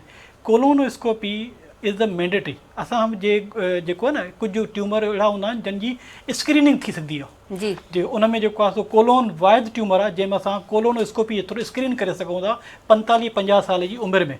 उन खां पोइ वरी तव्हां 5 सालनि खां पोइ करायो, ठीकु आहे। त जेकॾहिं का अर्ली का डिज़ीज़ थींदी बि हूंदी त उहा पिक थींदी आहे। जीअं ब्रेस्ट आहे उन में बि स्क्रीनिंग आहे न, जेका मां तव्हांखे ॿुधायमि अल्ट्रासाउंड ऐं मेमोग्राम एज फैक्टर चेंज करे त उहा बि स्क्रीनिंग आहे। पेप्सिमेर आहे, तव्हां कुझु अर्सो पहिरियां सभ खां वधीक जेको आहे तव्हांखे ख़बर हूंदी त टीवीअ ते सर्वाइकल कैंसर त बाबा नियाणियुनि खे जेको आहे वैक्सीनेशन न लॻायो। बाबा छो न लॻायो? हिन वक़्तु असांखे कुझु साल ख़बर ई कोन हुई। असांजो जेको गाइनी ग्रुप आहे उहो एतिरो एक्टिव कोन हुयो, पर वैक्सीनेशन उहा एतिरी महांगी हुई जो जेको असांजो मुल्क उनखे न पियो घुराए सघे। पर जॾहिं हाणे वैक्सीनेशन उहा अवेलेबल बि आहे, सभु कुझु आहे, त पंहिंजे नियाणियुनि खे लॻारायो त जेका सर्वाइकल कैंसर आहे उनखां बची सघे। हा ग़लति असांजे मुल्क में वधीक मिथ जेको आहे तमामु घणियूं हूंदियूं आहिनि, ठीकु आहे न। ऐं उन ॻाल्हि खे चवंदा आहिनि छाजे डॉक्टर जेके ग़लति वेठा आहिनि त न इन जो फ़ाइदो तव्हांखे मिलंदो, न डॉक्टर अनीता खे न मिलंदो, न मूंखे मिलंदो। अलबत्ता इंसान जी सिहत जे लाइ जेको बि कुझु असां स्टेप खणूं था या जेका बि टॉक शो कयूं था उनजी इंसानी ख़िदमत था। बिल्कुलु सही था तव्हां चओ। डॉक्टर अनीता साहिबा इहो ॿुधायो त कैंसर छा छुअण सां, हथु लाइण सां फैलबी आहे या कंहिंजे गिलास में पाणी पीअण सां? छो त इहे असांजे मुआशरे में इलाही ॻाल्हियूं आहिनि त हिन खे कैंसर आहे, हिन जा थांव परे कयो, हिन जो बिस्तरो परे कयो, हिन सां ॻाल्हायो बि न, हिन खे टच बि न कयो, बल्कि परे खां वेही ॻाल्हायो। ॾाढी सुठी ॻाल्हि पुछो।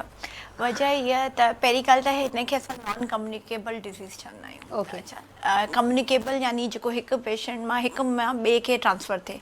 नॉन कम्युनिकेबल उन खे चइबो आहे जंहिंमें तव्हां हिक मां ॿिए खे इहो कैंसर न वेंदो आहे, ठीकु आहे।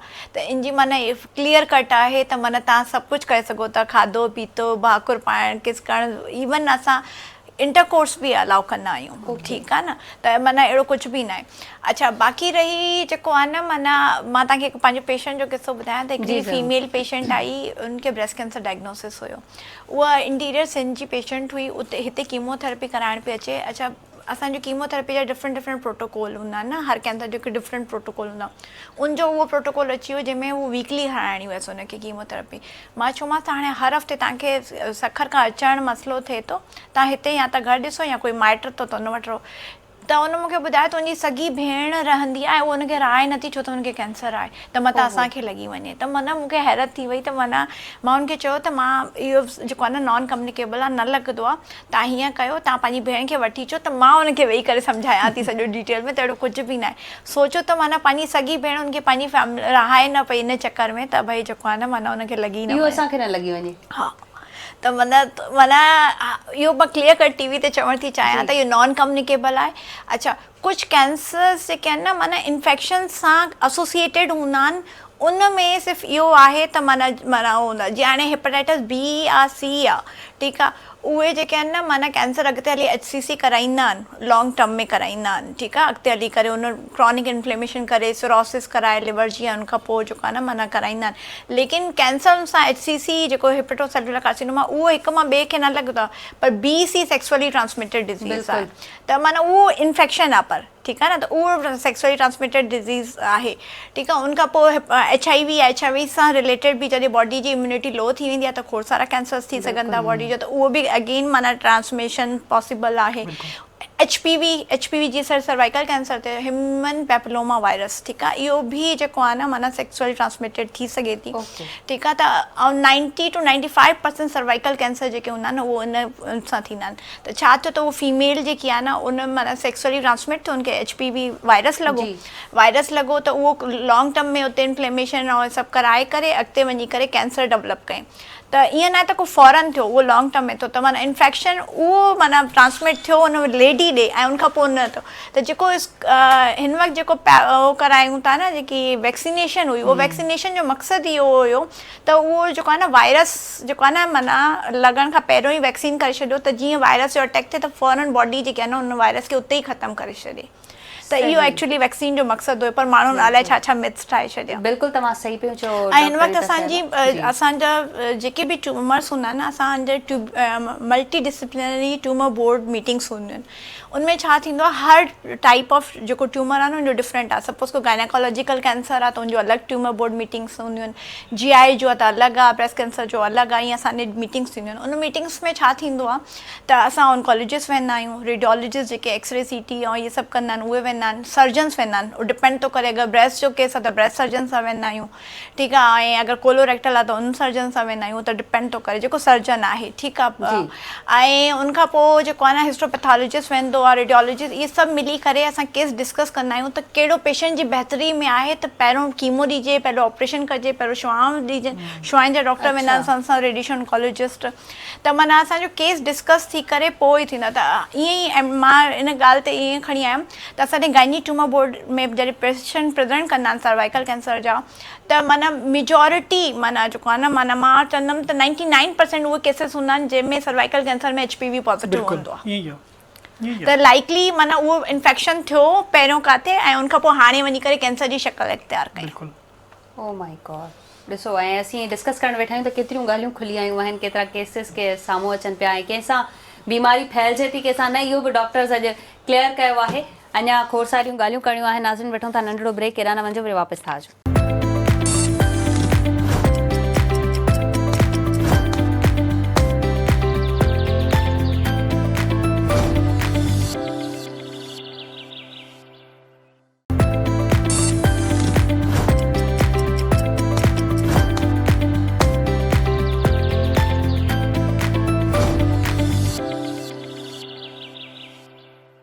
वेलकम बैक नाज़रीन, welcome back in morning with आवाज़। डॉक्टर्स मौजूद आहिनि, टाइम ज़ाया करण बिना ई हलंदासीं डॉक्टर्स ॾे, छो त अहम टॉपिक हली रहियो आहे, कैंसर जो टॉपिक आहे। डिस्क्राइब कनि पिया ऑरल कैविटी, डिस्क्राइब कयो पिया तव्हां कैंसर जी। कुझु छोकिरियूं बि ॾिठियूं आहिनि असीं जेके छालिया वग़ैरह खाइनि थियूं, पान खाइनि थियूं, या वरी तंबाकू नोशी कनि थियूं। उन खां पोइ हुननि जो जेको माउथ आहे उहो ब्लैक होल वांगुरु लाइक असांखे नज़र ईंदो आहे। त उहो छो आहे डॉक्टर साहब? हालांकि हुननि जा टीथ बि सही आहिनि, हू ट्रीटमेंट बि कराइनि थियूं, त असीं जीअं असांजो लॻे न, लुक न लॻे त असीं उहो कयूं था, पोइ बि ब्लैक होल लाइक हुननि जो माउथ अगरि खोलनि बि थियो त ब्लैक होल आहे। बिल्कुलु। जेकी शयूं जेके इहे एडिक्शन जेके आहे, जेकी इहे पान, गुटका, तंबाकू जेके बि आहिनि, इहे तव्हांखे ख़बर आहे त ठहंदा कीअं आहिनि? इहे इन्हनि में छा थींदो आहे त जेको आहे सो हिकिड़ी मेन पुड़ी थींदी आहे, जेका हिकिड़ो पैकेट मिलंदो आहे। उन पैकेट में नंढड़ी नंढड़ी छालिया खे कट कंदा आहिनि, उहो बाक़ाइदो उहो कट करे उनखे चूनो, कथो, इन सॼे प्रोसेस खां ईअं क्रॉस कराईंदा आहिनि। क्रॉस कराए उनखे गंदगीअ खे उनखे उन में पैकेट में बंदि कंदा आहिनि। उहे वरी माण्हू जेका असां उहा शइ खाईंदा आहिनि। ऐं ॿियो वरी जेका छालिया आहे उन में जेकॾहिं को क्रनन करे थो त उनजी स्टेनिंग जेका आहे, जेका उहा बि ॾंदनि ते बि ईंदी आहे, उहा तव्हां जेको आहे सो गम ते बि ईंदी, उहा तव्हां जेको आहे सो हिन ते मुंहं ते बि ईंदी। तव्हांखे मां जेकॾहिं चवां असांजी पंहिंजी ठठे जी पटी आहे, ठीकु आहे, या जेको आहे सो जीअं कुरंगी आहे जिते वेठा आहियूं पाण, ऐं इन खां अलावा जेको आहे सो हेॾे हबचौकी जे पासे में तव्हां हलिया वञो जेको आहे सो बलूचिस्तान में, त जेको बि मर्द हुजे या औरत हुजे, उन्हनि ॿिन्ही में जेको आहे वात खोलींदा तव्हांखे इहा स्टेनिंग मिलंदी। ॿुधो, इहा सिर्फ़ु इन जे करे आहे। हाणे हर को माण्हू डिफरेंट शइ खाए थो, ठीकु आहे। हाणे ॾिसो स्मोकर खे ॾिसो, वठो जेको स्मोकर आहे उनजे तव्हां लिप्स खे ॾिसो त उन्हनि जा लिप्स जेको आहे सो तव्हांखे मिलंदा जेको आहे डार्क हूंदा, ठीकु आहे। त अहिड़ी सां जेको माण्हू एडिट कंदो, जेको जंहिंखे मां कंहिं काफ़ी माण्हुनि खां पुछा कई, अॼुकल्ह त स्कूल्स जे अंदरि जेके नई जनरेशन असांजी आहे उन जे अंदरि काफ़ी असां वटि यंग जनरेशन जेका ईंदी आहे उन्हनि जा मुंहं न खुलंदा आहिनि। अड़े बाबा वात त खोल, हिकिड़ी आङुर बि कोन थी वञे, उनजे करे फाइब्रोसिस थींदी आहे, उनजे करे हीअ जेका हितां जाह उहो लॉक थो थी वञे, सुकिड़िजी थो वञे, जॾहिं उतो सुकिड़िजी थो वञे त उनजी मुंहुं जी ओपनिंग कोन थींदी आहे। कुझु माण्हू त असांखे ईअं चवंदा आहिनि त साईं असां 8 सालनि खां खाऊं पिया, 10 सालनि खां खाऊं पिया, को त चए पियो मां त नंढे हूंदे खां खाईंदो अचां थो, सही, पर कुझु माण्हू ईअं बि चवंदा आहिनि त असां खाईंदा हुयासीं पर हाणे छॾी आहे, असां छॾण खां पोइ इहो मसइलो थियो आहे, त कुझु जी इहा बि मिथ आहे। त इहा जेका स्टेनिंग थिए थी उहा इन जे करे थिए थी जेका असां इहो आहे। त बाक़ी कुझु पेशेंट जेके हूंदा आहिनि उहे कीमोथेरेपी जिन खे हलंदी बि आहे न, उन्हनि जी ज़बान जो बि कलर जेको आहे सो चेंज थी वेंदो आहे, उहो कीमोथेरेपी जे करे थींदो आहे। सही। अच्छा, हुन ज़बान जे कलर चेंज जे करे असांखे लॻंदो आहे त हिननि जो माउथ में अंदरि ब्लैक होल आहे। जी बिल्कुलु। अच्छा, ऐं ॿियो जेको आहे सो इहो आहे त जेके डॉक्टर अनीता हिकिड़ी ॻाल्हि कई हेपेटाइटिस जे हवाले सां, असांजे मुल्क में सभ खां वधीक लिवर जो कैंसर जेको आहे तेज़ीअ सां फैलिजे थो।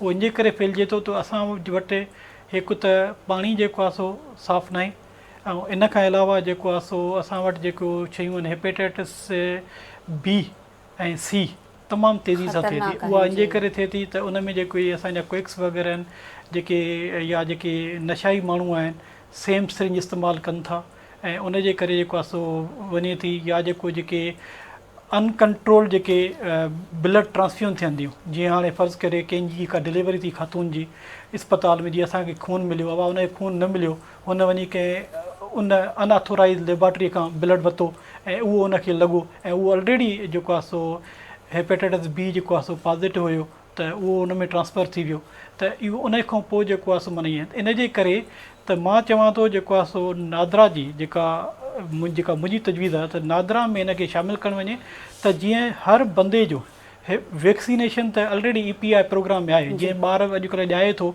त उनजे अंदरि हेपेटाइटिस बी ऐं सी जी वैक्सीनेशन लॻे थी, ॿुधो हाणे जेको आहे वरी जेका आहे हिन जी वैक्सीनेशन जेका ह्यूमन पेपिलोमा वायरस जी आहे, जेको नियाणियुनि खे हणण जे लाइ सर्वाइकल प्रोटेक्शन में उहा बि हणनि था, त अहिड़ी तरीक़े सां जेको आहे सो हर माण्हू जेको वैक्सीनेशन कराईंदो न, त कम से कम इन जेका बीमारीअ खां जेको आहे सो आराम सां बची सघिजे थो। सही। अनीता साहिबा, कोलोरेक्टल कैंसर तव्हां ॻाल्हायो, हुनजो इलाज छा आहे अगरि कोई कराइणु चाहे त?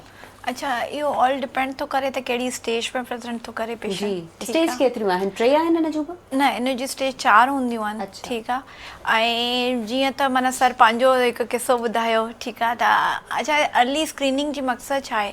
हिकिड़ा त उहे पेशेंट आहिनि जिन खे सिम्पटम थियनि था, ठीकु आहे, त उहे त एनिया कोलोनोस्कोपी कराईंदा ई कराईंदा न।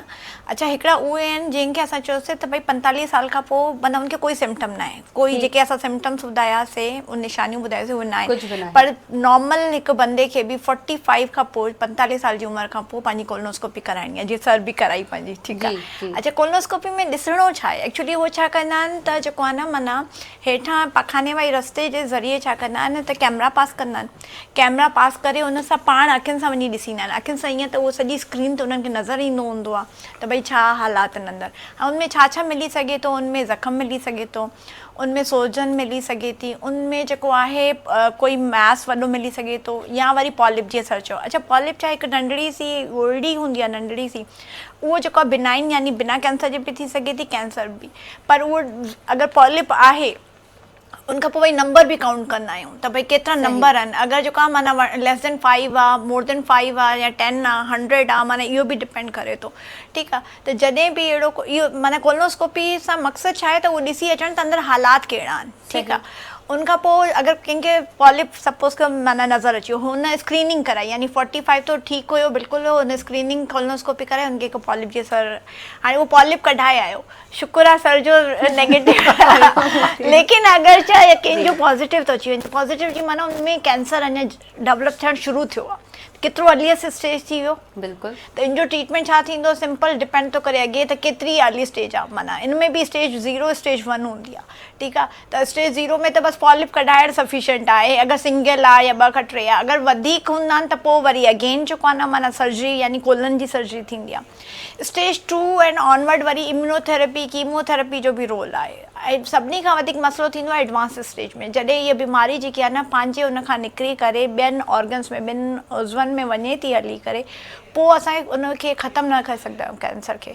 पोइ असां छा कंदा आहियूं, असां जेको बि ट्रीटमेंट ॾींदा आहियूं जंहिंमें तव्हांजी कीमोथेरेपी आहे, इम्यूनोथेरेपी रिकमेंडेशन आहे, इहे सभु जेकी आहे माना जेको आहे न सिर्फ़ु और सिर्फ़ु बीमारी खे कंट्रोल करे सघे थी, ख़तमु नथी करे सघे। ठीकु आहे, त इन करे बहितर इहो आहे त जेतिरो जल्दी ईंदो पेशेंट अर्ली स्टेज में, ऐं स्टेज 1 जो जेको प्रोग्नोसिस आहे 90 to 95% आहे, त माना बसि सर्जरी कराई ऐं उनखे फर्दर और कुझु बि करण जी ज़रूरत न आहे। उनखां पोइ जीअं जीअं स्टेज वधंदी वेंदी तीअं तीअं प्रोग्नोसिस घटिबो वेंदो ऐं तीअं तीअं ई माना ट्रीटमेंट महांगो लंबो ऐं माना इलाही सारो जेको आहे न टॉक्सिसिटी यानी जेकी कीमोथेरेपी जा साइड इफेक्ट्स हूंदा आहिनि उन सां रिलेटेड अलॻि बि सोशल साइको सोशल डिप्रेशन माना खोड़ सारा सभु कनेक्टेड आहिनि न उन सां ट्रीटमेंट। कीमोथेरेपी एतिरी तकलीफ़ ते छो आहे? जॾहिं बि असीं जंहिंखे ॾिसंदा आहियूं उन जा हेयर रिमूव ऐं ॿियो उहो एतिरो सनड़ो थी वेंदो आहे, चाहे औरत हुजे चाहे मर्द हुजे, उनजो सॼो वेट लॉस थी वेंदो आहे।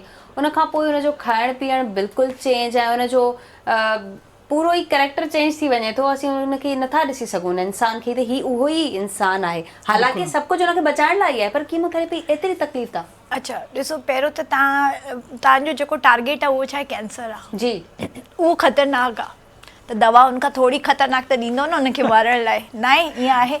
चलो उनखां पोइ ईअं न आहे, डिपेंड थो करे त कहिड़े कैंसर में कहिड़ी कीमोथेरेपी ॾिनी थी वञे। हर कीमोथेरेपी वार न किराईंदी आहे पहिरीं ॻाल्हि। ॿी ॻाल्हि त डिपेंड थो करे त भई जेको आहे न असां कहिड़ी उन सां ॾियूं था इंटेंट सां। क्यूरेटिव इंटेंट में जॾहिं कीमोथेरेपी ॾींदा आहियूं त उहो वक़्ती तौरु वार अगरि कंहिंजा किरनि त उहा कीमोथेरेपी कंदी आहे, त जीअं ई कीमोथेरेपी कंप्लीट थींदी आहे वार अची वेंदा आहिनि, इनमें कोई न आहे। ठीकु आहे, बाक़ी उनजा साइड इफेक्ट्स ऑफकोर्स जेको कीमोथेरेपी जा साइड इफेक्ट्स आहिनि जंहिंमें उल्टी थी सघे थी, मतली थी सघे थी, मोशन थी सघे थो, बुखार थी सघे थो, हिफ़ाज़ती क़ुवत घटि थी सघे थी, हथ पांव सुन्न थी सघनि था, इहे सभु मैनेजेबल साइड इफेक्ट्स आहिनि। सिंपल ॻाल्हि छा हूंदी आहे त असां मरीज़नि खे जॾहिं इहे दवा लिखी ॾींदा आहियूं न त भई कीमोथेरेपी सां गॾोगॾु इहे सभु साइड इफेक्ट्स तव्हांखे मैनेज करण लाइ दवा वठणी आहे। पेशेंट बसि सम्झे ऐं फॉलो करे त उनखे इन जेके तव्हां चओ था न इहे सभु कुझु बि न थींदो अगरि पेशेंट प्रॉपर डॉक्टर जी ॿुधे ऐं फॉलो करे।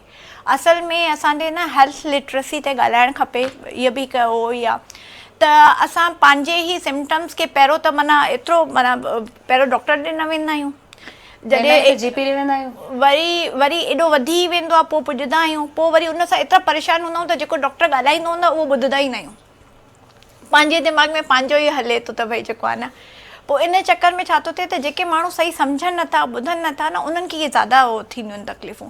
अगरि हिकु प्रॉपर तरीक़े सां फॉलो था कनि न जीअं डॉक्टर ॿुधाए थो, छो त असां हर कीमोथेरेपी ॾियण खां पहिरियों साइड इफेक्ट्स प्लस उनखे मैनेज करण जा तरीक़ा सभु ॿुधाईंदा आहियूं। इहो बि ॿुधाईंदा त अगरि तव्हां सां हिन सां बि मैनेज नथो थिए दवाउनि सां त तव्हां असां ॾे अचो, एमरजेंसी जे थ्रू असांजे वार्ड में अचो, PD में अचो एज़ पर नीड, त असां फर्दर उन लाइ कुझु कंदासीं। अगरि हिन फर्स्ट लाइन मेडिकेशन सां कुझु नथो थिए त असां उनखां वधीक कुझु कंदासीं। त ईअं न आहे, मैनेजेबल साइड इफेक्ट्स मैनेजेबल आहे, पर कुझु पेशेंट असीं पाण ॾिठा आहिनि डॉक्टर खलील साहब जंहिंजी हालत इहा थी वेंदी आहे, छा इहा लिवर कैंसर जे वजह सां थींदी आहे? उनजी कीमोथेरेपी छा एॾी तकलीफ़ दे आहे? ॾिसो, लिवर कैंसर जी जेका सा कीमोथेरेपी जेका तव्हां चओ था न त उहा कीमोथेरेपी आम कीमोथेरेपी न हूंदी आहे। उनमें जी उनमें जेको आहे सो इम्यूनोथेरेपी लॻंदी आहे। त इम्यूनोथेरेपी जा साइड इफेक्ट जेके डॉक्टर अनीता तव्हांखे ॿुधाया उहे न आहिनि। उन्हनि में जेको आहे सो वरी जेको आहे सो जेके इम्यूनिटी रिलेटेड साइड इफेक्ट्स आहिनि, जीअं शुगर आहे, हेपेटाइटिस आहे, थायरॉइड आहे, या जेको आहे सो हेपेटाइटिस आहे, त अहिड़ा माना जेको आहे सो नेफ्राइटिस आहे, त अहिड़ा जेको साइड इफेक्ट थींदा आहिनि, या लंग जी निमोनाइटिस आहे, इहे शयूं थींदियूं आहिनि। त इहे जेको आहे सो माना आम जेका कीमोथेरेपी आहे उन जे मुताबिक़ जेके साइड इफेक्ट आहिनि उहे कुझु बि न आहिनि। हा, पर जेका हेपेटोसेलुलर कार्सिनोमा जेके ACC पाण आहे उहा ॾाढी ख़तरनाक आहे। अच्छा, हा, उहा उन में जेको सर्वाइवल आहे न, जेकॾहिं इनिशियल डायग्नोज थी वई ऐं उहो आई त उन जे अंदरि आहे सर्जरी आहे जंहिंखे ट्रांसप्लांट चवंदा आहिनि। ठीकु आहे, उन खां पोइ जेकॾहिं जेको चाइल्ड एज असां चवंदा आहियूं उन जेका हिकिड़ी माना स्टेजिंग कंदा आहियूं या क्लासिफिकेशन कंदा आहियूं त उन में चाइल्ड A आहे। त पर जेकॾहिं उहा B ऐं C चाइल्ड थी वई त B वरी बि जेको आहे उन में वरी टेस्ट कंदा आहियूं। टेस्ट जो मतिलबु आहे त जेकॾहिं हिकु या ॿ ट्यूमर जी साइज़ वॾी आहे 3 या 4 सेंटीमीटर, उन में टेस्ट ट्रांसआर्टिलिमर हिकिड़ी दवा आहे उहा इंजेक्ट कंदा आहिनि रेडियोलॉजिस्ट। पर जेकॾहिं उहा बियॉन्ड आहे जीअं मां सी आहे त पोइ उनजे अंदरि इहो इम्यूनोथेरेपी ऐं ॿियूं शयूं आहिनि ऑप्शन्स जेको आहे आहिनि या ओरल जेका ट्रीटमेंट आहे उहा टारगेट थेरेपी आहे उन जा जेके साइड इफेक्ट आहिनि उहे लूज़ मोशन्स कराईंदी आहे या थोरो स्किन जो जेको कॉम्प्लेक्शन आहे उहो वरी चेंज कंदी आहे। छा इन खां पोइ पेशेंट सही थी सघे थो, चांसिस आहिनि? न, जेकॾहिं इनिशियल जेकॾहिं आहे ऐं ट्रांसप्लांट आहे त उन में काफ़ी बहितरी आहे, उन में चांस बहितरीन आहिनि। बाक़ी जेके ॿिया ऑप्शन आहिनि उहे सर्वाइवल आहे, माना उनजी क्वालिटी ऑफ लाइफ ज़िंदगी जेका उहा वधाइणी आहे। बाक़ी पेशेंट जेको क्योर नथो सघे। सही नाज़रीन, ॻाल्हियूं खोड़ सारियूं आहिनि ऐं असांजो प्रोग्राम बि जारी सारी आहे। वठूं था नंढिड़ो ब्रेक, केॾा न वञो, वापसि था अचूं।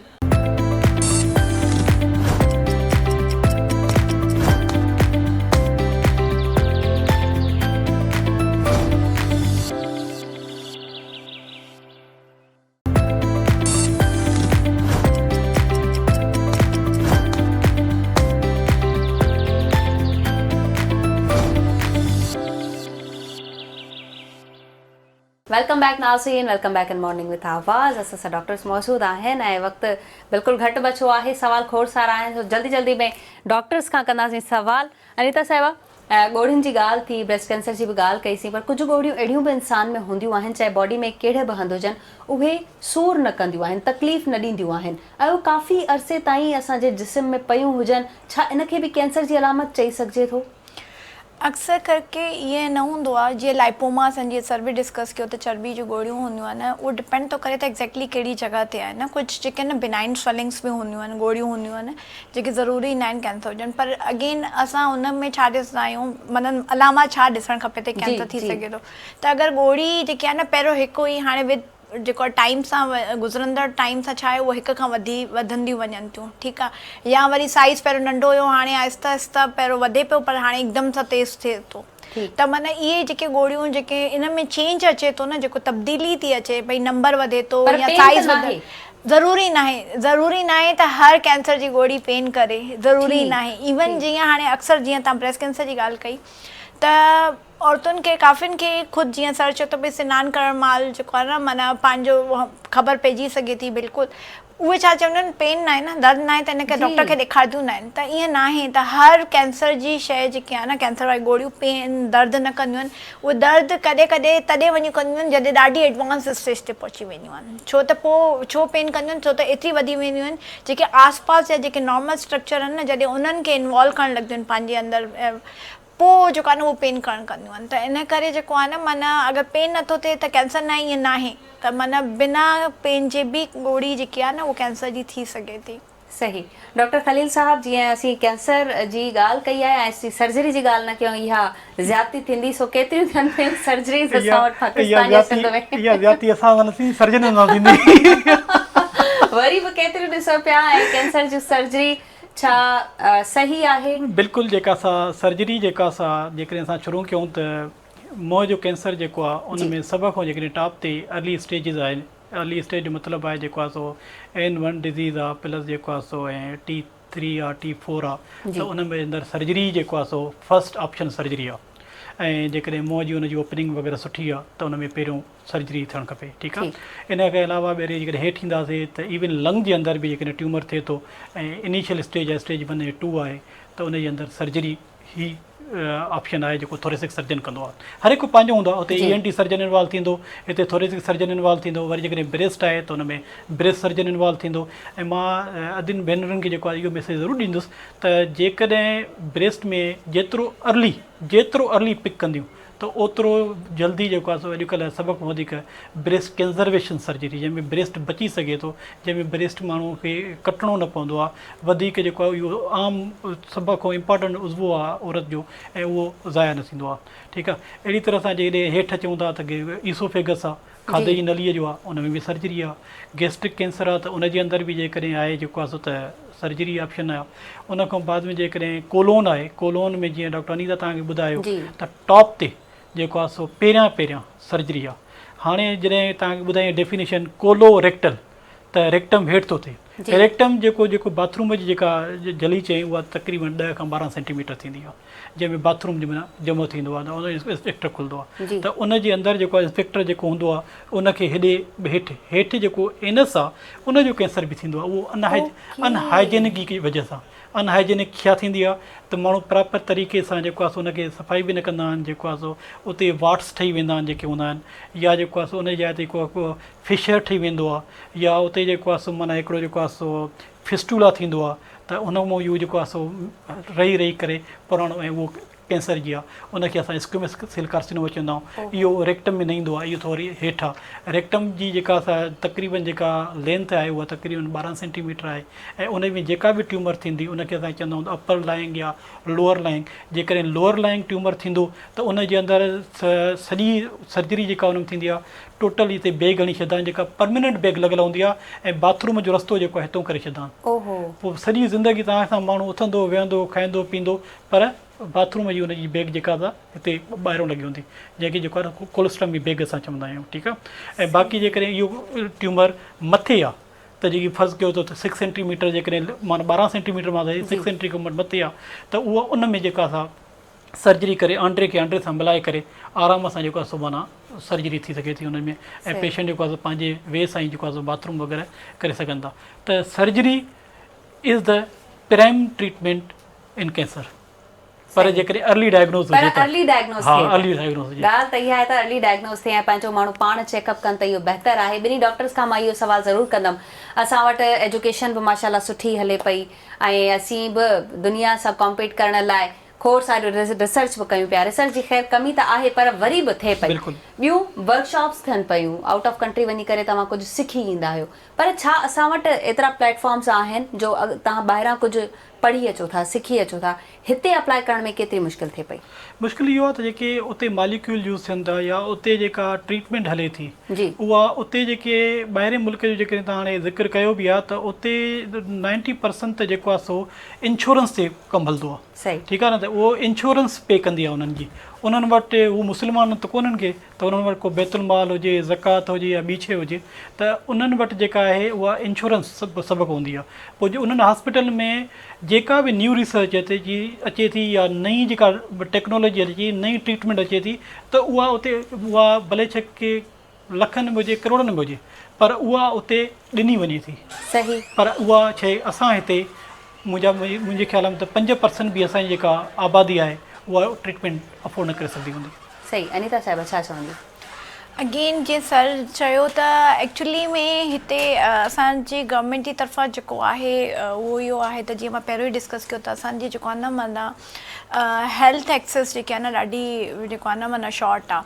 त पेशेंट खे थ्रू आउट एॾो माना ट्रैवल करे अचिणो थो पए ऐं ट्रीटमेंट जेको ॿाहिरि जेको माना रिसर्च थिए थी, जेको बि न्यू मॉलिक्यूल अचे थो उहो जेको आहे न माना एॾो एक्सपेंसिव आहे। जीअं सर जेको ॻाल्हि कई त ट्रिपल नेगेटिव ब्रेस्ट कैंसर में त भई हिकिड़ी साइकिल जेको आहे न एॾनि लाइ हर सेप्टन लाइ तव्हां चयो पिया। अच्छा मां सम्झो इम्यूनोथेरेपी ट्रिपल नेगेटिव चयो त लखनि जी ॻाल्हियूं कयो न इलाही।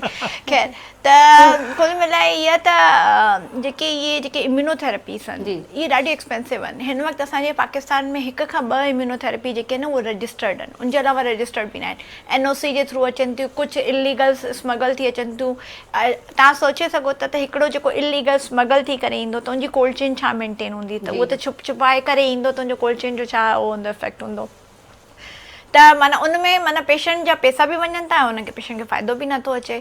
त असां वटि अवेलेबिलिटी माना पहिरियों त रजिस्ट्रेशन थियणु खपे, उनखां पोइ माना जेनेरिक्स ई भले अचनि, ओरिजिनल न बि अचे थी जेनेरिक। असांजी पाकिस्तान जी फार्मास्यूटिकल कंपनी खे एतिरो उन्हनि खे प्लेटफॉर्म ॾिनो वञे त उहे हितां ठाहिनि, पाण हिते बायोजेनेरिक्स ठाहिनि, बायोसिमिलर्स ठाहिनि, ताकी जेको आहे न माना हिते पेशेंट लाइ अफोर्डेबल ट्रीटमेंट थी सघे। त माना अफोर्डेबल थींदो तॾहिं ई पेशेंट खे मिली सघंदो, तॾहिं ई माना पेशेंट फ़ाइदो वठी सघंदा। त हाणे 2 इम्पॉर्टेंट शयूं, हिकिड़ी इहा त भई जेको आहे न माना हेल्थ एक्सेस ॾिनी वञे त उनजे लोकली तो ऐं तव्हां अगरि US जी ॻाल्हि कयो त उते थोरे वक़्फ़े ते ई मल्टीपल हॉस्पिटल्स आहिनि। उते हॉस्पिटल ज़्यादा आहिनि ऐं मरीज़ घटि आहिनि। हिते असां वटि मरीज़ इलाही आहिनि ऐं हॉस्पिटल्स घटि आहिनि। त इन करे जीअं अॼु बि डिस्कशन थी त असांजी JPMC जी जेकी आहे न अॼु जी असांजी जेकी OPD हुई 200 पेशेंट जी, 200 पेशेंट, ठीकु आहे न।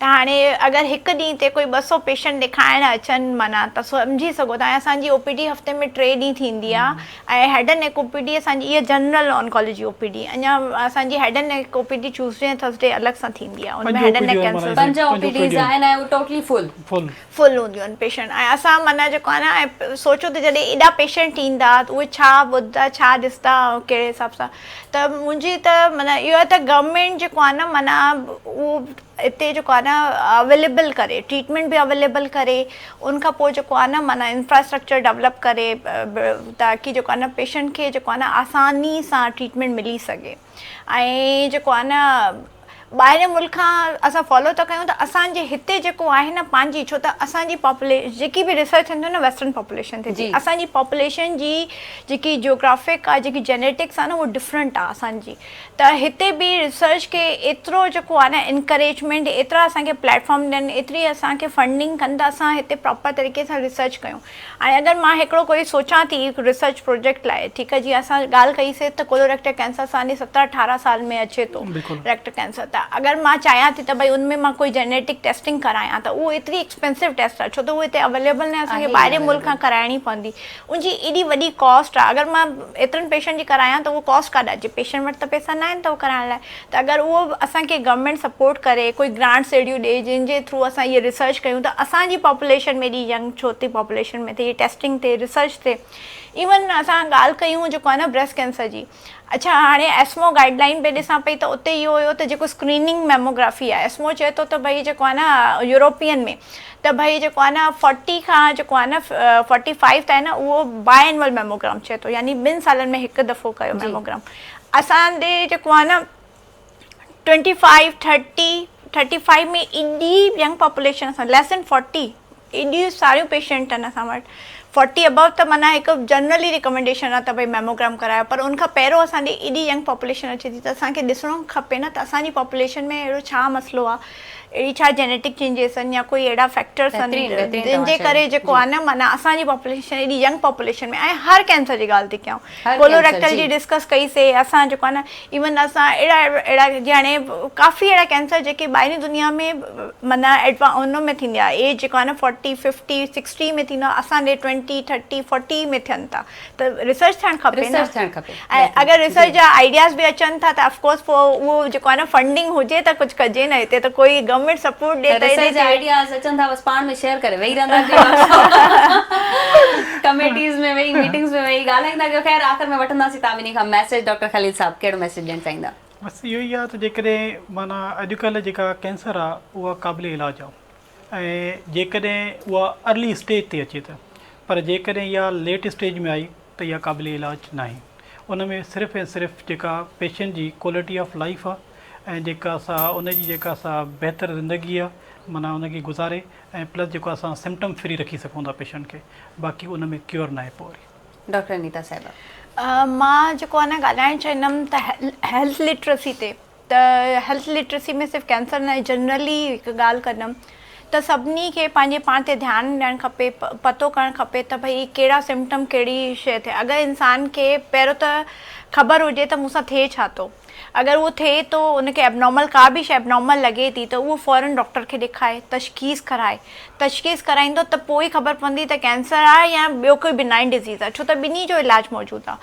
ऐं ऑफकोर्स अगरि जेतिरो जल्दी पेशेंट प्रेज़ेंट कंदो जेतिरो जल्दी तशख़ीस थींदी जेतिरी जल्दी जेको आहे न माना बीमारी जी स्टेज अर्ली स्टेज में डिटेक्ट थींदो ओतिरो ई जल्दी जेको आहे न अफोर्डेबल ट्रीटमेंट थी सघे थो ऐं अफोर्डेबल ट्रीटमेंट लाइ उन्हनि खे पाण खे सोचणु खपे त भई अगरि जीअं तव्हां चओ ब्रेस्ट कैंसर जी गोरी आहे त भई अगरि उहो पाण सेल्फ ब्रेस्ट एग्ज़ामिनेशन कंदियूं उन्हनि खे कोई बि एबनॉर्मल सिम्पटम मिले थो फ़ौरन वञी करे डॉक्टर खे ॾेखारिनि डॉक्टर जेको प्रिस्क्राइब करे थो उहो टेस्ट कराए टेस्ट खां पोइ बायोप्सी अच्छा बायोप्सी जो बि हिकिड़ो मिथ आहे त जेको आहे न माना बायोप्सी कराइण सां जेको आहे न बीमारी वधी वेंदी आहे फैलिजी वेंदी आहे त इन मिथ ते बि मां चवां त न अगरि ॾिसो हिकु गोरी आहे कैंसर आहे या न आहे ऐं कहिड़े क़िस्म जो आहे त उहो बायोप्सी थींदी टुकड़ो निकिरंदो टेस्ट थींदो ख़बर पवंदी आहे न आहे कहिड़ो टाइप आहे उन हिसाब सां असां इलाजु कंदा आहियूं इलाज बि डिसाइड तॾहिं ई थींदो आहे त माना कहिड़ो टाइप ऑफ कैंसर आहे या न आहे ईअं ई माना बसि सस्पिशियस ते त कैंसर जो इलाजु न थींदो न एॾो जेको टॉक्सिक ट्रीटमेंट आहे त सिर्फ़ु शक जे बिना ते त न थींदो त पहिरियों त पंहिंजे सिम्टम खे पाण पहचानो त कहिड़ा कहिड़ा सिम्टम आहिनि। अॼुकल्ह आगाही ॾिनी थी वञे, हर कैंसर जी जेकी आहे न निशानियूं ॿुधायूं था। जंहिंखे बि कोई बि निशानी मिले थी त वञी फौरन डॉक्टर खे ॾेखारे, ऐं अगरि नथो निकिरे कैंसर त सुठी ॻाल्हि आहे न, भई तव्हां फ्री थी वियो न, त भई कैंसर न आहे। ठीकु आहे। बाक़ी 45 एंड अबव जेको आहे न, माना सभु जेको आहे पंहिंजी कोलोनोस्कोपी नॉर्मल बंदो बि कराए, जंहिंखे कोई निशानियूं न आहिनि।